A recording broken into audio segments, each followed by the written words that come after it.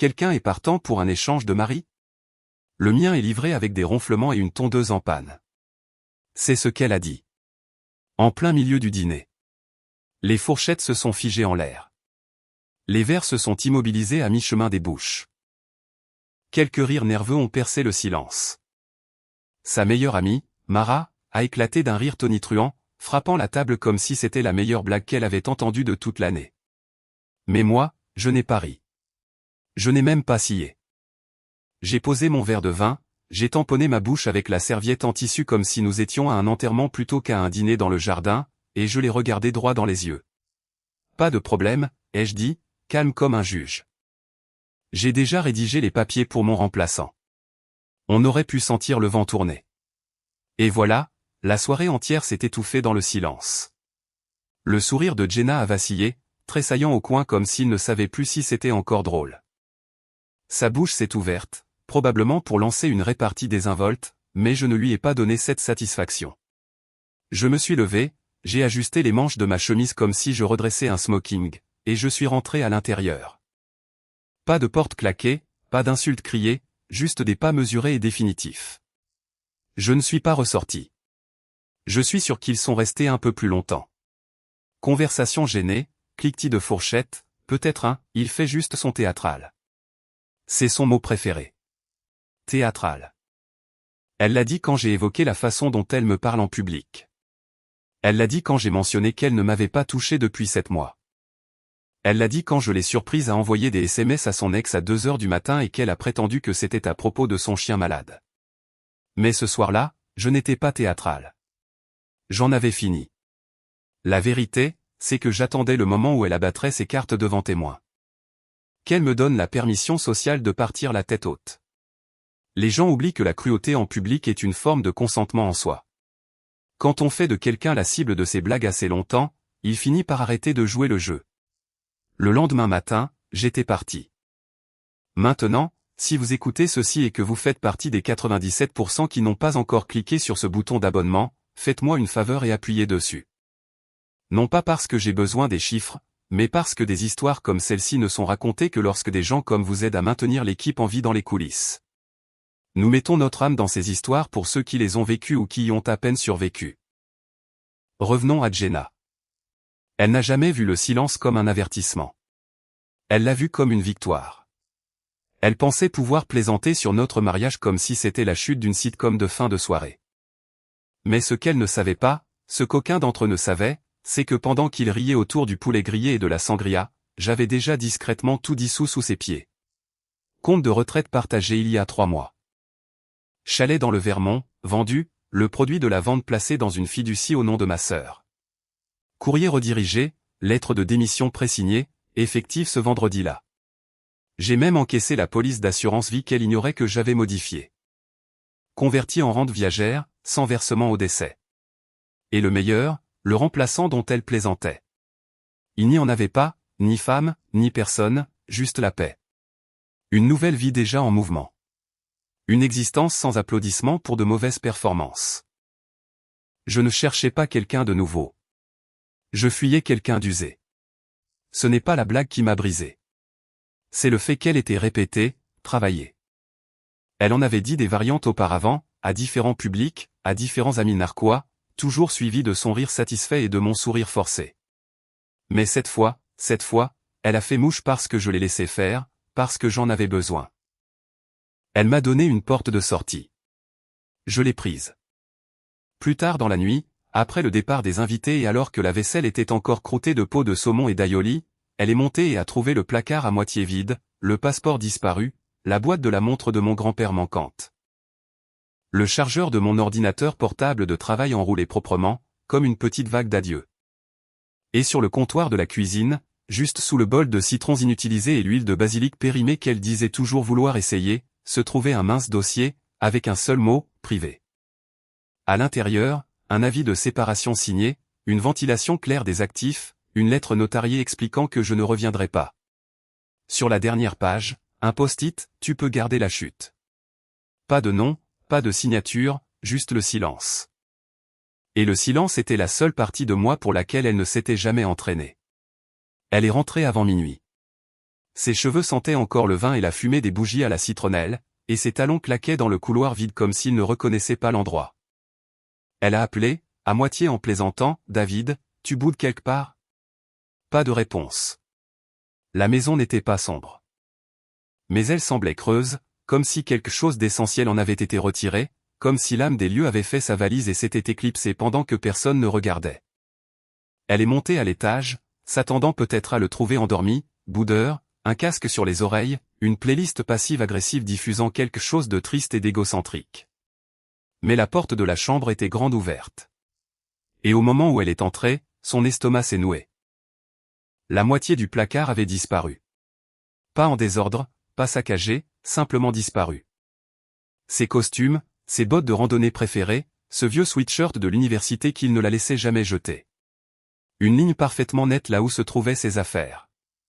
Comme si quelqu'un avait mesuré ce qui comptait et avait pris exactement cela. Ni plus, ni moins. Le tiroir de la table de chevet, vide. La montre qu'elle lui avait offerte pour leur 10e anniversaire. Partie. Passeport, ordinateur portable, l'exemplaire usé de Dune qu'il relisait chaque été, manquant. Son premier instinct ne fut pas le chagrin. Ce fut l'agacement. Sérieusement ? Pour une blague, murmura-t-elle. Tu es ridicule. Comme si le dire à voix haute allait le faire sortir de derrière le rideau de douche ou d'accroupi près du lit comme un adolescent lunatique. Mais il n'y avait pas d'homme boudeur attendant d'être pardonné. Juste le silence. Et sur le comptoir de la cuisine, un dossier, pas enterré, pas caché.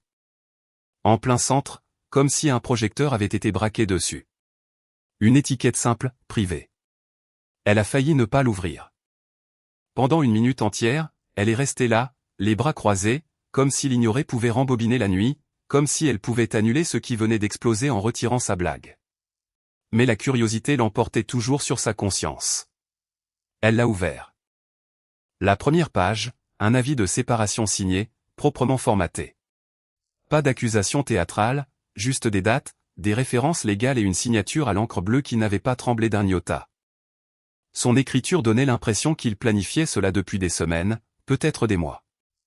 La deuxième page, une liste d'actifs semblable à un tableur, avec un code couleur, des colonnes intitulées « Transférés »,« cédés » et, de manière glaçante, « Réaffectés ». Compte bancaire fermé. Chalet dans les Adirondacks vendu à une SARL portant le nom de jeune fille de sa mère. Bail de la voiture transférée. Le compte joint déjà vidé. Sa part transférée en totalité, avec un reçu détaillé attaché par un trombone, comme un dernier acte de générosité. Puis venait la lettre, non manuscrite, tapée à la machine, formelle, froide. Elle déclarait que tout avait été arrangé. Aucune bataille juridique n'était nécessaire. Il ne contestait pas la maison. Les pensions alimentaires ne l'intéressaient pas. Il ne voulait rien, juste le détachement. Et tout en bas, une seule ligne, centrée, en gras, tu peux garder la chute. C'est à ce moment-là que ses jambes ont un peu flanché. Elle s'est assise lourdement sur le bord du tabouret de cuisine. La lettre dans une main, l'autre tenant toujours sa pochette comme si elle venait de rentrer d'un gala de charité au lieu de l'assassinat social dans lequel elle venait de tomber sans le savoir. Ce n'était pas seulement qu'il était parti. C'était le soin qu'il avait mis à le faire. Il n'y avait aucune faute de frappe dans les documents. L'entête était en relief. Chaque transaction était horodatée. Même le langage, froid, distant, douloureusement articulé, était chirurgical. Ce n'était pas une vengeance. Ce n'était pas un homme qui partait en claquant la porte après une explosion d'émotion. C'était un homme qui disparaissait intentionnellement. Et le pire, c'est qu'elle ne savait pas quand cela avait commencé. Était-ce le mois dernier, quand il avait cessé de se joindre à ses amis pour boire un verre? Était-ce la façon dont il avait arrêté de la corriger en public quand elle déformait ses paroles? Était-ce le silence dont il avait commencé à s'envelopper comme une armure? Son esprit s'emballa, essayant de localiser le moment où il était devenu un étranger vivant dans sa maison, calculant, observant, pliant tranquillement les bords de sa vie jusqu'à ce qu'elle puisse tenir dans un bagage à main. Elle a pris son téléphone et l'a appelé. Directement sur la messagerie vocale. Encore. Encore. À la 4e tentative, le message vocal s'est déclenché et, pour la première fois, elle a remarqué qu'il l'avait changé. Fini le « Bonjour, ici David ». Laissez un message. Maintenant, il disait simplement, vous avez atteint un numéro qui n'accepte plus les messages. Puis, un clic. Elle a fixé l'écran, engourdi. Le monde extérieur n'avait pas changé. Les grillons chantaient encore. Le trafic lointain bourdonnait toujours. Mais à l'intérieur de cette maison, à l'intérieur de sa poitrine, quelque chose s'était rompu. Pas bruyamment, pas violemment, juste définitivement. Le matin, elle composait son numéro par réflexe. Pas de café, pas de douche, juste les cheveux en bataille et une voix brisée qui chuchotait « Allez, allez, décroche ». Mais chaque appel se terminait de la même manière. Directement sur ce nouveau message vocal plat. Vous avez atteint un numéro qui n'accepte plus les messages. Aucune chaleur, aucune trace de lui, juste un rejet mécanique. Elle a essayé d'envoyer des SMS. Une rafale, des phrases passant de l'indignation à la pitié. Très drôle, David. Tu as fait valoir ton point de vue. Peux-tu rentrer à la maison maintenant? Nous devons parler. Je suis sérieuse. S'il te plaît. Où es-tu? Distribuer. Distribuer. Distribuer. Lu. Jamais. Elle est restée assise dans la cuisine, fixant son téléphone comme s'il lui devait une explication. Puis elle a appelé son bureau. Une femme a décroché, enjouée, polie, du genre à dire, un instant, s'il vous plaît, comme si elle gardait une forteresse. Bonjour, je cherche David Lewis. Pause. Bruit de clavier. Oh, Monsieur Lewis a démissionné. Il y a 2 semaines, en fait. Puis-je vous rediriger vers notre service client? Jenna cligna des yeux. Non, non, je suis sa femme. Une autre pause. Plus prudente cette fois. Je suis désolé. Je ne savais pas. Il n'a pas laissé de numéro de réexpédition, mais je peux vous donner l'email des RH si vous essayez de le contacter à propos d'eux. J'ai dit que je suis sa femme. Silence. Puis une voix robotique. Laissez-moi voir si quelqu'un de la direction est disponible. Clique musique d'attente. Elle a raccroché. Démissionné. Il y a 2 semaines. Elle a vérifié le calendrier. C'était avant le dîner, avant sa blague, avant la poussée finale. Il était déjà à moitié parti. Ensuite, elle s'est rendue au chalet, celui dans lequel ils avaient tant investi, leur évasion, leur projet de retraite du dimanche. 2h30 de route vers le nord de l'État, où le lac gelait encore solidement en hiver et où le signal cellulaire mourait dans les arbres. Elle s'est dit que s'il n'était pas à la maison, il était peut-être là, caché, se calmant, jouant à une sorte de retraite passive-agressive. Mais quand elle est arrivée sur le chemin de gravier, quelque chose n'allait pas. Le carillon avant avait disparu. Les géraniums en pot qu'elle avait laissés sur le porche le mois dernier n'étaient plus là. Le chalet avait l'air vacant. Elle est sortie de la voiture et a frappé. Pas de réponse. Elle a fait le tour par l'arrière, a jeté un coup d'œil par la fenêtre. L'endroit était dépouillé. Pas saccagé, vidé. Tapis enroulés, cadres retirés des murs, la réserve de bois de chauffage nettoyée, même pas une bouilloire sur la cuisinière. Elle est remontée dans sa voiture et a fouillé dans ses anciens emails, essayant de trouver le nom de l'entrepreneur qu'ils avaient utilisé autrefois. L'a trouvé, a composé le numéro. Oh, Jenna, a dit l'homme. Oui, votre mari a mentionné que vous finiriez par appeler. Quoi? Pour la visite de clôture, vous savez, la finalisation de la vente. Elle a agrippé le volant comme s'il pouvait se briser entre ses mains. La quoi? La vente, a-t-il répété plus lentement. Il a finalisé la semaine dernière. Il a eu une excellente offre. Il a dit qu'il était temps de passer à autre chose. Le sang s'est retiré de ses mains. Elle ne se souvenait pas du trajet du retour. Juste le bourdonnement. Son cerveau, un nid de frelons de statique. David avait vendu le chalet. Sans elle, sans un mot, ce qui signifiait que légalement, ce n'était plus une propriété conjointe. Il avait dû transférer l'acte de propriété il y a des mois, l'organiser si proprement, si discrètement que lorsque les documents finaux ont glissé sur le bureau de quelqu'un, il n'y a même pas eu un bip. Quand elle est rentrée chez elle, elle n'a pas pleuré. Elle a allumé son ordinateur portable et a commencé à chercher le numéro de leur avocat. Pas le genre d'avocat pour les divorces conflictuels, mais le planificateur successoral, celui qui les avait aidés avec leur contrat de mariage, leur testament, les choses à long terme. Le genre d'avocat ennuyeux mais dangereux, celui qui sait des choses. La réceptionniste répond. La femme de David, dit-elle à nouveau, avec un ton d'urgence, d'incrédulité. Il prend l'appel après 1 minute. Jenna, dit-il, prudent, calculateur. J'ai besoin de savoir ce qui se passe. Est-ce qu'il vous a contacté? Pause. Oui, dit-il prudemment. Il m'a engagé il y a 6 semaines. Je supposais que vous étiez au courant. Quoi? Qu'est-ce qu'il a fait? Eh bien, je suis limité dans ce que je peux divulguer, se dérobe l'avocat, ce qui ne fait que lui donner envie de jeter l'ordinateur. Mais je peux confirmer qu'il a demandé une réaffectation d'actifs, des documents de séparation et des transferts de procuration, le cas échéant. Applicable à quoi? Ses avoirs personnels, les dispositions de voyage, les directives de santé. Il a également demandé des dépôts notariés pour une relocalisation hors de l'État.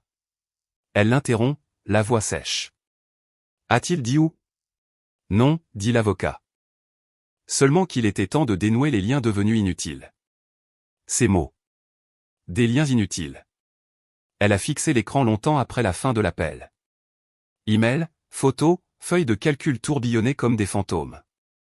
Elle avait pensé qu'il était parti dans une tempête d'émotions, alimentée par l'humiliation ou l'orgueil. Mais elle avait tort. Ce n'était pas une fuite. C'était une opération. Et elle n'en était pas la victime. Elle en était l'objectif. Tout a commencé par une identification. 3 semaines après la disparition de David, Jenna a reçu une notification alors qu'elle scrollait sans but sur les réseaux sociaux à 2h12 du matin. Son pouce a plané dessus. Une amie commune, Tasha, du genre à ne jamais manquer une occasion de se faire valoir ou de publier des photos d'un brunch hors de prix, l'avait identifié sur une photo sans légende, juste, incroyable panel ce soir. De grandes choses se préparent. Jenna a cliqué. La photo s'est chargée lentement, comme si l'univers savourait le coup. Une salle de bal faiblement éclairée, des nappes crème, des rangées de verres à bord dorés et des hors d'œuvre en assiette. Une bannière élégante et moderne derrière le panel, Sommet Legacy Horizon au Forum national de l'immobilier et du capital investissement. Et au centre, il y avait David. Jenna s'est figée. Il ressemblait à un homme en couverture de magazine. Costume bleu marine, chemise blanche impeccable, sans cravate, élégant mais détaché. Ses cheveux étaient coupés plus courts qu'il ne les portait jamais avec elle. Et il avait cet air mince et reposé de quelqu'un qui avait recommencé à dormir. Un sommeil profond, du genre où personne ne crie depuis la pièce voisine à propos d'un robinet qui fuit ou d'une énergie déséquilibrée. Il n'était pas seulement présent. Il était l'un des orateurs, l'un des 6 à la table d'honneur. Son nom était sur la bannière de l'événement derrière lui. David Lewis, associé, Juno Ridge Capital. Associé. Elle n'avait même jamais entendu ce nom auparavant. David était un analyste, un cadre intermédiaire, un magicien des feuilles de calcul avec juste assez de charme pour survivre au dîner avec les clients. Associé. Elle a zoomé. Pas d'alliance. Ce détail l'a frappé plus durement que le titre. Non pas parce qu'elle croyait au symbolisme. Bon sang, elle avait retiré la sienne lors d'une dispute mesquine il y a 2 ans et ne l'avait jamais remise, mais parce qu'il avait toujours porté la sienne. Au mariage, au barbecue, pendant les réparations de la maison, même quand elle disait qu'elle risquait de se rayer. Il disait que ça l'ancrait. Que c'était important. Et maintenant, disparu. Mais ce qui l'a frappé le plus durement, ce n'était même pas l'alliance manquante. C'était elle. Une femme plus jeune d'au moins 10 ans. Des cheveux châtains clairs en vagues douces. Une robe bleu marine sans manches qui coûtait probablement plus cher que toute la collection de sacs à main de Jenna. Elle ne s'accrochait pas à lui. Pas de démonstration d'affection publique. Juste debout à côté de lui, de cette manière que seules les femmes sûres de leur place adoptent. Ne se battant pas pour l'espace. Faisant déjà partie du tableau. Jenna a fixé l'image comme si c'était une illusion d'optique qu'elle ne parvenait pas à déchiffrer. David n'avait pas l'air gêné ou mal à l'aise. Il ne ressemblait pas à quelqu'un qui essayait une nouvelle vie pour voir si elle lui convenait. Il ressemblait à un homme qui vivait cette vie depuis des mois. Et plus elle regardait, plus tout s'effondrait. Le sommet avait lieu à Denver. Denver, 3 fuseaux horaires de distance. Elle a fait un rapide calcul mental. Avait-il déjà mentionné Denver? Non, pas une seule fois. Elle s'en serait souvenue. Ce n'était pas une ville qu'il aimait. Trop sec, disait-il. Trop de cyclistes prétentieux. Elle a ouvert un nouvel onglet et a cherché Juno Ridge Capital. Capital investissement, développement immobilier, capital risque, construction de gratte-ciel. Des bureaux dans 6 villes. Nouveaux associés annoncés le trimestre précédent. Et là, c'était encore lui, son nom, son visage, une photo de portrait professionnel, la mâchoire légèrement tournée, ce léger demi-sourire indéchiffrable qu'elle trouvait autrefois sexy et qu'elle trouvait maintenant absolument exaspérant. En dessous, David Lewis, associé, stratégie d'actifs et développement de portefeuille. Anciennement chez Grayson Analytics. David apporte plus de 20 ans d'expertise en finance structurée et un flair pour l'acquisition discrète. Acquisition discrète. Elle a failli rire. Discrète, c'était le mot. L'angoisse n'est pas tombée d'un seul coup. Elle s'est infiltrée, comme se réveiller en pleine opération chirurgicale. On ne peut pas crier. On sent tout. Elle a regardé à nouveau la jeune femme, étudiant l'angle de son bras, la proximité, le rire partagé capturé dans une autre photo, 2 diapositives plus loin. Ce n'était pas un pansement. C'était un remplacement. Et Jenna, qui qualifiait autrefois David de terne, le gars qui rangeait les épices par ordre alphabétique, a réalisé qu'elle avait sous-estimé la profondeur de son calcul. Il ne s'était pas simplement remis d'elle. Il l'avait dépassée. Elle a essayé de rationaliser. Il a dû la rencontrer après. Il a dû se précipiter dans cette nouvelle relation. Mais les dates ne mentaient pas. Les eurodatages sur les publications des réseaux sociaux, le communiqué de presse du sommet daté de plus d'un mois, le billet de blog d'un journaliste financier louant la présentation exceptionnelle de David, 2 semaines avant qu'il ne parte. Il n'avait pas sauté dans cette vie. Il y était entré délibérément, stratégiquement, silencieusement. Les pièces se sont assemblées, chacune plus froide que la précédente. Elle n'avait pas été quittée. Elle avait été remplacée. Par quelqu'un qui ne racontait pas de blagues sur l'échange de Marie lors des dîners. Par quelqu'un qui ne se moquait pas de lui parce qu'il s'endormait pendant les documentaires.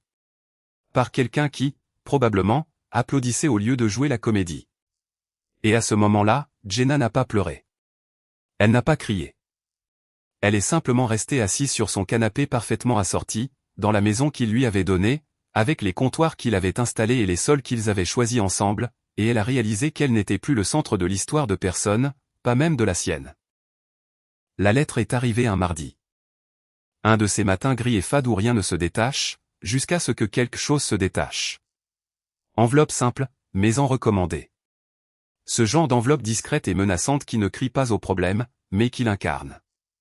Elle l'a ouverte à la table de la cuisine. Une main serrant sa 2e tasse de café, l'autre déchirant le seau avec une angoisse croissante. À l'intérieur, un dossier juridique agrafé, plus épais qu'un annuaire téléphonique, estampillé et paraphé sur presque toutes les pages. La première feuille était assez anodine. Confirmation de transfert de titre. Propriété résidentielle. L'adresse était la sienne. Leur maison, celle qu'ils avaient achetée ensemble il y a 10 ans, pour laquelle ils s'étaient disputés sur le carrelage de la crédence, avait choisi la peinture en 3 nuances de gris chaud qui semblaient toutes identiques mais coûtaient des montants différents. Son nom, et seulement son nom, figurait maintenant sur l'acte de propriété. Pendant environ 3 secondes, elle a senti quelque chose vaciller. Le soulagement. La validation. Comme si c'était une offre de paix, un signe que David n'essayait pas de tout brûler. Peut-être qu'il avait changé d'avis. Peut-être que c'était la branche d'olivier. Jusqu'à ce qu'elle arrive à la page 3. Les mots « transfert de privilèges » l'ont frappé comme une gifle, suivi par « obligation de réparation municipale », pénalité fiscale rétroactive, et la phrase particulièrement brutale « pleine responsabilité financière assumée par le titulaire unique de l'acte ». Ses mains ont commencé à transpirer. Elle a feuilleté les pages. Des devis d'entrepreneurs agrafés à une section. Des rapports d'inspecteurs de la ville joints à une autre. Fissures dans les fondations, problèmes de drainage, mises à jour électriques imposées par un changement de code l'année dernière qu'ils avaient ignoré. Même la cheminée, un charmant petit détail qu'elle avait adoré quand ils avaient acheté la maison, avait un avis de danger signalé il y a 2 ans. Chaque page saignait des chiffres. 5 000 ici, 11 000 là. 42 000 $ d'estimation cumulée et de permis en attente. La note d'un chef de projet griffonnée dans la marge, délai de 3 à 6 mois. Perturbation de l'occupation probable. Et tout cela, légalement à elle, maintenant. David s'était retiré du tableau avec une précision chirurgicale. Pas de responsabilité, pas de fardeau partagé, pas d'obligation. Juste une signature nette transférant le plein contrôle et tous les problèmes coûteux et purulents entre ses mains. Elle l'a relu encore et encore, espérant avoir manqué quelque chose. Une clause partagée, une trace de son nom persistant sur les lignes pointillées. Rien. Même les notes de bas de page juridiques étaient claires. Il avait consulté un avocat en droit immobilier, déposé les documents auprès du comté, payé les frais de transfert, et parce que la valeur nette avait techniquement été divisée après la séparation, elle l'avait reçu libre et quitte de toute charge. Libre et quitte. Sauf que ce n'était pas gratuit, et ce n'était certainement pas quitte. Elle a appelé le numéro indiqué sur le formulaire. Un type nommé Ed, qui s'occupait apparemment des titres de propriété. Bonjour, oui, c'est Jenna Lewis. Oh, bonjour. Oui, tout a été traité correctement de notre côté. Félicitations pour le transfert. Oui, à ce sujet. Je n'ai pas demandé cela. Eh bien, techniquement, votre ancien copropriétaire l'a fait. Et comme il renonce à sa créance et que c'est dans le cadre de la structure de l'acte de propriété conjoint existant, vous n'avez rien à signer pour recevoir le titre de propriété complet. Vous êtes juste la propriétaire maintenant. Elle avait envie de crier. Mais qu'en est-il des privilèges, des réparations? Il y en a pour des milliers. Il s'est éclairci la gorge. Oui, j'ai bien vu ces documents dans le dossier. Malheureusement, en tant que titulaire du titre, vous êtes maintenant responsable. Vous pouvez contester certains des frais, mais la plupart sont intégrés depuis les inspections précédentes. Son formulaire de décharge couvrait l'indemnisation. L'indemnisation, crachat-elle. Oui, il est légalement couvert. Parti sans laisser de traces. Elle ne se souvenait pas d'avoir raccroché. Ne se souvenait pas d'avoir renversé sa tasse et d'avoir regardé le café s'étaler sous la pile de pages, transformant les lignes de compte en rappels humides et maculés de son échec. Il lui avait donné la maison, et avec elle, la pourriture sous les planchers, la moisissure derrière les cloisons sèches, le système de gouttières qui ne s'écoulait plus correctement depuis 2018, les amendes de la ville qu'ils avaient tous deux accepté de régler plus tard. Le remplacement du chauffe-eau, l'allée fissurée, chaque corvée du dimanche, maintenant sa corvée. Jenna a senti la rage monter dans sa poitrine, vive et ascendante, comme une lame avalée. Il l'avait fait passer pour un cadeau, et elle l'avait accepté parce que sa fierté ne lui avait pas permis de voir le piège jusqu'à ce que les mâchoires se referment sur elle. Son avocat, un homme endormi et hors de prix qu'elle avait utilisé pour des contraventions et une tentative ratée de déposer une marque pour un blog, a jeté un coup d'œil au dossier 2 jours plus tard. Il a ajusté ses lunettes, a soupiré et a dit, je veux dire, c'est légal. C'est brillant. Honnêtement.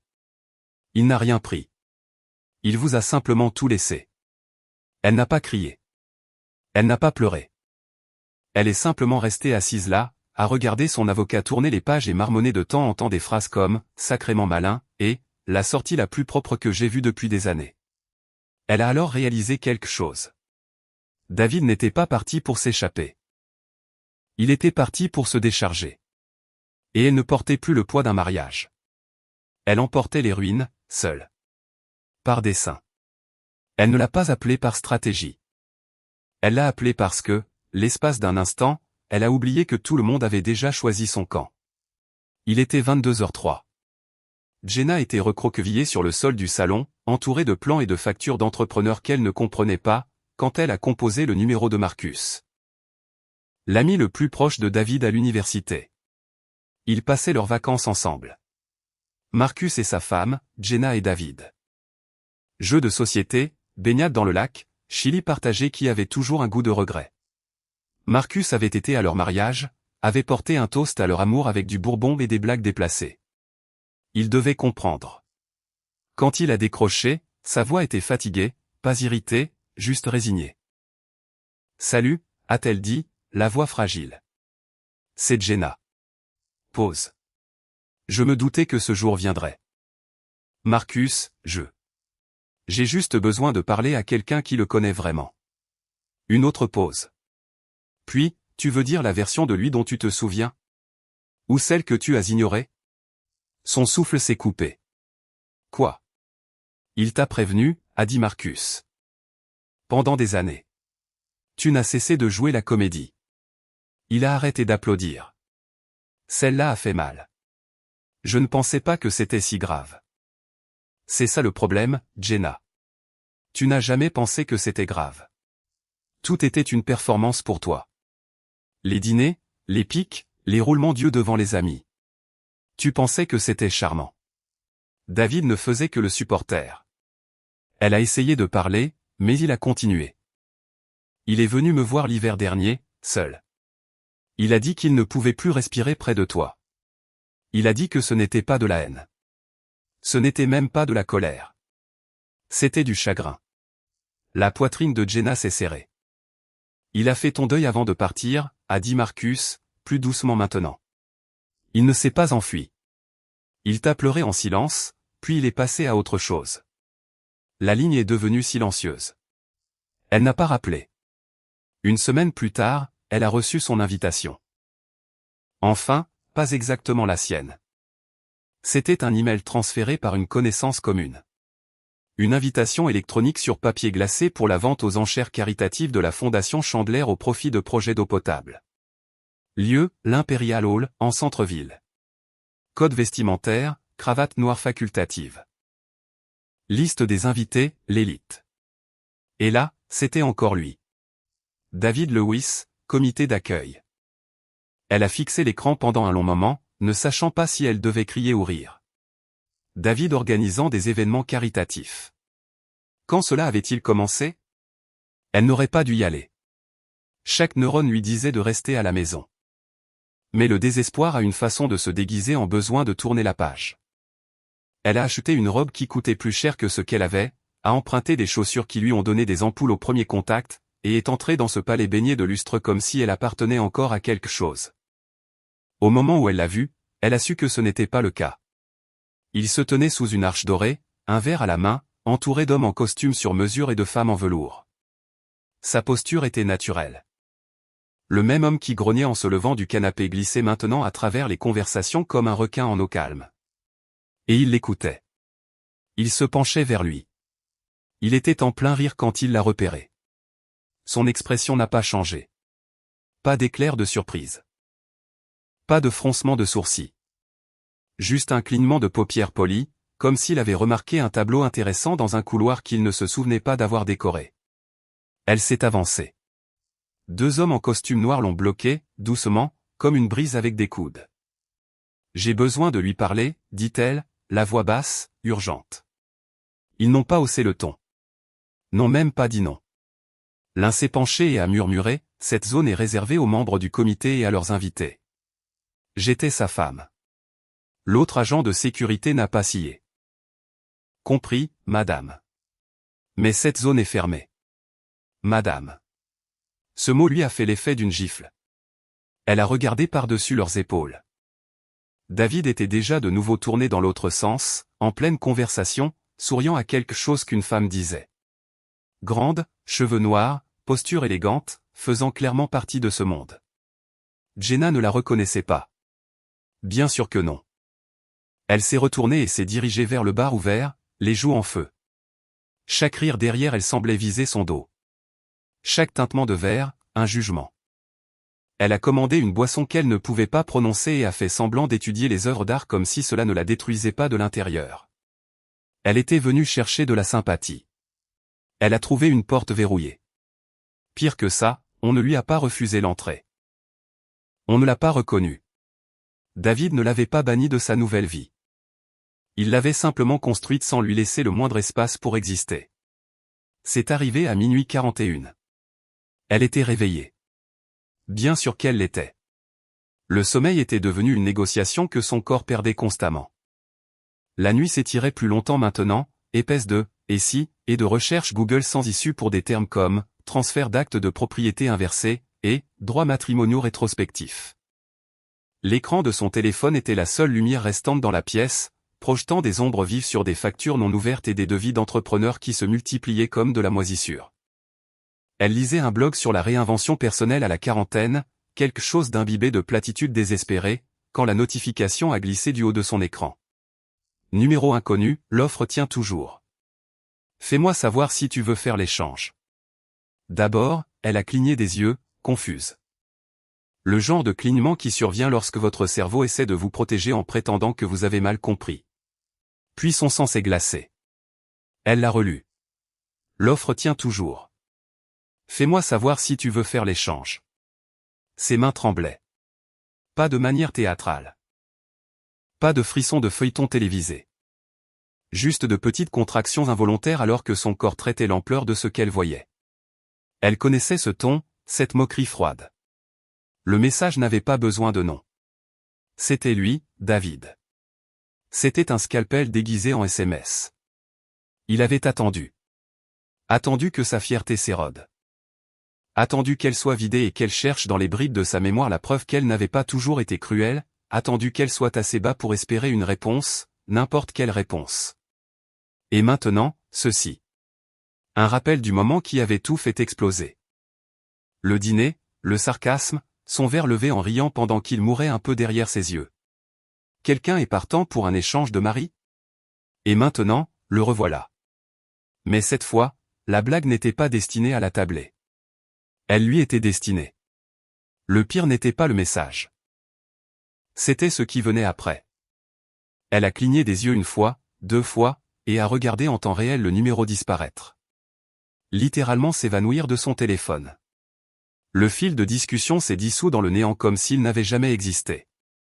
Pas de fiche de contact, pas de traces, pas d'option pour bloquer, juste un éther numérique où quelque chose avait jadis percé. Elle a fouillé les paramètres de son téléphone comme une folle. A essayé des applications de recherche inversées. A tapé la phrase dans Google comme si une miette de pain pouvait la ramener à un endroit où elle pourrait lui crier « Comment oses-tu » Mais le silence rugissait plus fort que n'importe quelle confrontation n'aurait pu le faire. Elle n'a même pas eu la satisfaction de répondre. Et pendant un instant, un bref instant vacillant, elle a envisagé de rire. Parce que c'était le seul mouvement qu'elle avait jamais connu. Transformer ça en numéro. Transformer la douleur en performance. Remettre la salle de son côté. Mais il n'y avait plus de public maintenant. Pas de Mara pour applaudir à côté d'elle. Pas de Tasha pour glousser et remplir son verre. Juste la femme qui avait tout ce dont elle se moquait autrefois. Le calme, le pouvoir, le contrôle. Et qu'il avait échangé contre des applaudissements qui n'avaient jamais vraiment compté. Elle s'est levée, le téléphone toujours à la main, et s'est dirigée vers le miroir du couloir. Le même miroir où elle s'entraînait à faire son visage de « je ne fais que taquiner ». Celui qui lui donnait l'impression d'être vive, spirituelle, en contrôle. Maintenant, le reflet était autre chose. Une femme qui avait lancé de la dynamite pour rire et qui n'avait pas remarqué quand la mèche avait commencé à brûler vers elle. Elle a chuchoté à voix haute, à personne. Ce n'était même pas une bonne blague. Sa voix s'est brisée, non pas de tristesse, mais de vérité. La vraie cruauté n'était pas ce que David avait texté. C'était que le message avait fait mouche. Parce que pour la première fois, elle ne pouvait pas se cacher derrière l'illusion d'être celle qui avait le dessus. Elle n'avait rien à échanger. Lui, si. C'était plus épais qu'un courrier ordinaire. Lourd, délibéré, le genre d'enveloppe qui murmure l'importance avant même de l'ouvrir. Gaufré, ivoire, noué d'un unique ruban de soie noire. Pas d'adresse de retour, juste son nom. Élégamment imprimé. Jenna. Pas Jenna Lewis, juste Jenna. Elle la tenait comme si elle pouvait mordre. Pendant une minute entière, elle a hésité entre la déchirer et la jeter. La curiosité l'a emportée, comme toujours. À l'intérieur se trouvait un carton d'invitation formelle, du genre qui sentait légèrement la cire et le pouvoir. Texte en feuille d'or, caractères en relief comme les empreintes digitales de la vieille fortune. Dîner de fondation de Legacy Partners. Lieu, Ridgeline Hall. Code vestimentaire, formel. Une place réservée. Pas d'explication. Pas de numéro de contact. Pas d'option pour RSVP. Juste un nom en petits caractères en bas. David Lewis, associé fondateur. Sa première réaction fut la confusion, puis l'incrédulité, puis autre chose. L'espoir s'est frayé un chemin avant qu'elle ne puisse l'arrêter. Peut-être que c'était la branche d'olivier, l'offre de paix. Peut-être qu'il avait fini de la punir, fini de jouer au fantôme en costume sur mesure et au coup de poing par SMS. Peut-être qu'il voulait qu'elle voie la vie qu'il avait construite, non pas comme une vengeance, mais comme la preuve qu'il pourrait d'une manière ou d'une autre se retrouver sur un pied d'égalité. Après tout, il l'avait invitée. Il n'était pas obligé. Elle a fixé ce nom, David Lewis, associé fondateur, pendant un long moment. Legacy Partners. Ce nom n'était pas sorti de nulle part. Il le marmonnait dans son sommeil quand ils étaient plus jeunes.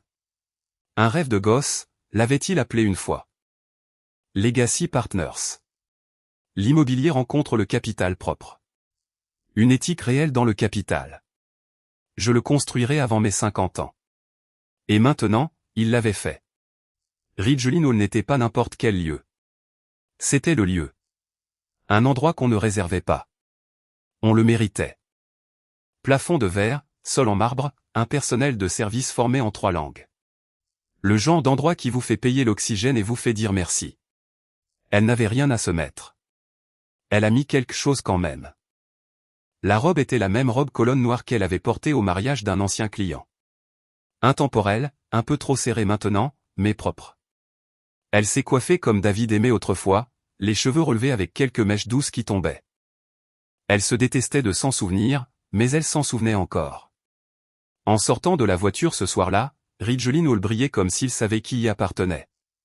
Le voiturier a à peine croisé son regard en prenant ses clés. Chaque invité qui passait près d'elle portait de la soie comme une seconde peau. Elle se sentait sous-habillée par leur seule posture. À l'intérieur, les murs étaient tapissés de photographies de gratte-ciel et de coupures de ruban. Des projets qu'elle ne reconnaissait pas. Les projets de David, probablement. Chaque image, une étape qu'elle ne l'avait jamais vu franchir. Elle a suivi le geste de l'huissier jusqu'à la salle de banquet. Une mer de tables scintillait de cristal, d'argenterie et de rires étudiés. Elle a parcouru les cartons de table. Pas de Jenna Lewis, pas même J.E. Lewis. Son carton portait simplement la mention « Observatrice invitée ». Comme une note de bas de page au moment de quelqu'un d'autre. Elle est restée figée. 1000 watts de conversation bourdonnaient autour d'elle. Et pourtant, la chaise aurait tout aussi bien pu être encordée. Elle ne faisait pas partie de la table. Elle était une mission, une spectatrice de l'arc narratif de quelqu'un d'autre. Il n'y a eu aucun discours de bienvenue, aucun toast en sa direction. Pas une seule personne ne lui a demandé qui elle était. Et puis elle l'a vu. David, flanqué de 2 hommes en smoking, d'une femme en robe de perles, hochant la tête pendant que quelqu'un le présentait depuis la scène. Il avait l'air à l'aise, pas seulement habillé pour le succès, mais l'habitant. Son regard a balayé la salle, s'est posé sur elle. Il n'a pas scié. Aucune reconnaissance, pas même un frémissement.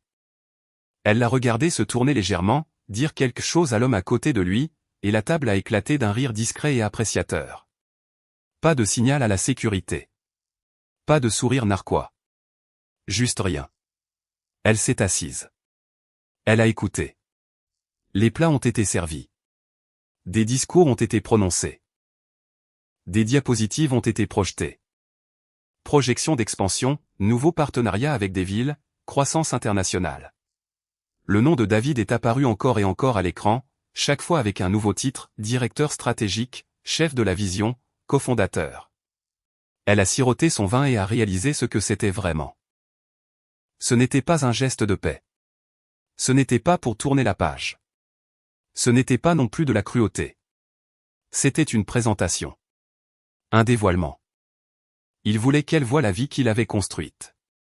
Mais pas pour l'y accueillir. Pas pour se vanter. Juste pour la confirmer. Pour lui montrer ce qui arrive quand quelqu'un arrête d'applaudir, quitte la scène et construit ensuite le foutu théâtre tout entier. Les lumières se sont tamisées, un silence est tombé sur la salle de banquet. Pas soudain, pas forcé. C'était le genre de silence qui arrive quand les gens veulent écouter. Non par obligation, mais par curiosité, respect, anticipation. Elle connaissait ce silence. David le poursuivait autrefois dans les réunions, répétant sa présentation jusqu'à ce que chaque pause tombe juste. Mais ce soir, il n'avait pas besoin de répéter. Il le possédait. Il est monté sur scène avec une aisance qui n'appartenait pas à l'homme dont elle se moquait autrefois parce qu'il répétait ses pitchs d'ascenseur dans le miroir. Pas de notes, pas de diapositives. Juste lui, dans un costume de minuit. Le logo de Legacy Partners brillant derrière lui, projetant une longue ombre sur le mur qui le faisait paraître plus grand qu'il ne l'avait jamais été. Il a attendu que même la dernière fourchette se soit immobilisée. Puis il a parlé. Les gens pensent que le changement se produit d'un seul coup, a-t-il dit, la voix stable. Une décision, un pas audacieux, un moment théâtral. La salle s'est penchée vers lui. Mais parfois, le changement commence par quelque chose de petit. Une phrase. Une blague. Son estomac s'est retourné. Un rire, a-t-il continué. Parfois, les personnes les plus proches de vous abattent leurs cartes à travers un rire. C'est à ce moment-là que vous réalisez que vous n'êtes plus dans la même histoire. Vous n'êtes qu'un accessoire, une mise en place, le type avec la chute tatouée dans le dos. Un léger gloussement a parcouru le public. Mais David n'a pas souri. Et quand vous voyez cela clairement, a-t-il dit en marquant une pause, vous arrêtez d'attendre votre réplique. Vous arrêtez d'applaudir la performance de quelqu'un d'autre. Et vous faites l'échange vous-même. Les applaudissements ont commencé, légers, polis, mais ont grandi. Pas une ovation debout. Pas encore. Mais de vrais applaudissements. Mérités. Jenna ne pouvait plus bouger. Ses doigts s'enfonçaient dans le lin blanc de la nappe, les yeux rivés sur la scène, la mâchoire si serrée qu'elle a cru entendre ses propres dents grincer. L'homme sur cette estrade, cette version de David, était si loin de celui qu'elle pensait avoir laissé derrière elle. Il n'y avait aucune trace des hésitations, des haussements d'épaules apologétiques, des sourires à demi-mesure qui suivaient chaque affront social qu'elle lui lançait comme des miettes de pain. C'était un homme qui l'avait complètement effacé de son récit. Le modérateur est monté avec un micro, souriant. Merci, David. Avant de vous laisser partir, nous avons le temps pour une ou deux questions rapides de la presse. Quelques mains se sont levées. Le modérateur a désigné quelqu'un. Une femme au deuxième rang, lunettes soignées, chemisier impeccable, journaliste gravé dans chaque trait. David, dit-elle, discours puissant. Simple curiosité, étant donné le thème de la transformation personnelle et du risque, votre femme a-t-elle été une influence dans tout cela? Est-elle ici ce soir? Le cœur de Jenna s'est arrêté. Elle n'a pas respiré, n'a pas scié. Toute la salle s'est tournée vers lui. David n'a pas hésité. Il n'a même pas cligné des yeux. Je n'ai pas de femme, a-t-il dit simplement. Ni froid, ni amer. Juste factuel, comme s'il annonçait la météo. La salle n'a pas halté. Pas de violon dramatique. Mais quelque chose a changé. Un saut final, une ligne tracée si discrètement, si nettement que même l'air s'y est conformé. Jenna a senti sa gorge se nouer. Pas de rage. D'absence. De la terrifiante prise de conscience que l'homme qu'elle avait épousé ne l'avait pas quitté. Il l'avait effacé du récit. Son nom n'était pas sur ses lèvres. Son image n'était pas dans son histoire, même pas en note de bas de page, pas comme une erreur, pas comme un avertissement. Simplement disparu. Elle est restée assise là, immobile, un fantôme sur une chaise marquée, observatrice, regardant l'homme qui partageait autrefois son oreiller recevoir maintenant des poignées de main de félicitations et des hochements de tête approbateurs d'hommes qui n'avaient jamais entendu son nom. Elle a repensé au dîner, à la blague stupide, à la façon dont elle avait levé son verre et avait fait de lui la chute. Le rire auquel elle s'accrochait comme à une monnaie. Et maintenant, elle aurait payé chaque centime qu'elle possédait pour être reconnue. Même en tant qu'ex. Même en tant que regret. Mais personne ne regrette ce dont il ne se souvient pas. Et David ne se souvenait pas d'elle. Pas publiquement, pas socialement, pas même légalement. La scène était à lui, la vie était à lui, et elle n'était rien de plus que la mise en place de la phrase sur laquelle il avait bâti un empire. Le banquet s'est terminé comme toutes les exécutions élégantes, en silence. Les invités se sont dispersés sous la lueur des lampes en fer forgé et des phares des voituriers. Leur rire adouci par l'air nocturne et 3 verres de vin vieilli. Le trottoir scintillait de l'éclat résiduel du pouvoir et des chaussures cirées. Les moteurs ronronnaient alors que les berlines de luxe arrivaient les unes après les autres, avalant leurs occupants comme un générique de fin. Jenna attendait près de la colonne, près de la fontaine. Elle ne savait pas depuis combien de temps. Ses talons lui faisaient mal, et elle ne sentait plus le froid. Ce qu'elle sentait était pire. L'attraction du désespoir enroulé dans la soie et la honte. Et puis elle l'a vu. David est sorti par les portes voûtées. Veste pliée sur le bras. Cravate desserrée juste assez pour dire « Je suis arrivé et je suis à l'aise ». Un voiturier a sprinté pour aller chercher sa voiture pendant qu'un autre homme lui tapait dans le dos, disant quelque chose qui les a fait rire tous les deux. Jenna n'a pas hésité. Sa voix s'est brisée avant de l'atteindre. David. Il s'est tourné, pas surpris, juste accusant réception d'un bruit. Elle s'est mise sur son chemin, le souffle court. On peut parler? Il a légèrement incliné la tête. Nous sommes en train de parler. Sa gorge brûlait. Cette blague, au dîner. Je ne la pensais pas. Une longue pause. Il a hoché la tête une fois. Moi non plus. Elle a cligné des yeux, confuse. Jusqu'au jour où j'ai commencé à la penser. Ça a atterri comme du verre se brisant sous les pieds. David, sa voix s'est cassée. J'ai tout perdu. Tu comprends ça? Tu as disparu. Et je ne savais pas comment fonctionner. Il l'a regardé. Vraiment regardé. Comme un homme le fait quand il décide d'ouvrir ou non une vieille porte. Puis il s'est penché assez près pour qu'elle sente l'odeur du cèdre et de quelque chose de nouveau. Quelque chose qui n'était pas à elle. S'il te plaît, a-t-elle murmuré, s'étouffant presque avec le mot. Dis-moi, qu'est-ce qu'il me reste? Ses yeux ne se sont pas adoucis. Sa voix ne s'est pas élevée. Il a juste dit, une chute. Et le silence qui l'a suivi. Le voiturier est arrivé à ce moment-là, comme une scène répétée. Une voiture sombre, moteur ronronnant, portière déjà ouverte. David a hoché la tête une fois, pas à elle, pas en guise d'adieu, juste au moment présent. Et puis il est monté dans la voiture. Elle est restée là, impuissante, tandis que la voiture s'éloignait, les feux arrière glissant le long de la courbe de la rue comme un rideau qui tombe. Il n'a jamais crié. Il n'a jamais scié. Il a juste mis fin à tout ça, impeccablement. Et elle, Jenna, la femme qui tenait autrefois la cour au dîner et transformait le mariage en gag de sitcom, a été laissée seule sur un trottoir, avec des talons qui ne lui allaient plus, dans une vie qu'elle n'aurait jamais cru capable de la dépasser. Elle est restée là longtemps après que le dernier moteur se soit estompé, fixant l'endroit où sa voiture avait été. Un rire a résonné dans la rue, mais cette fois, ce n'était pas le sien.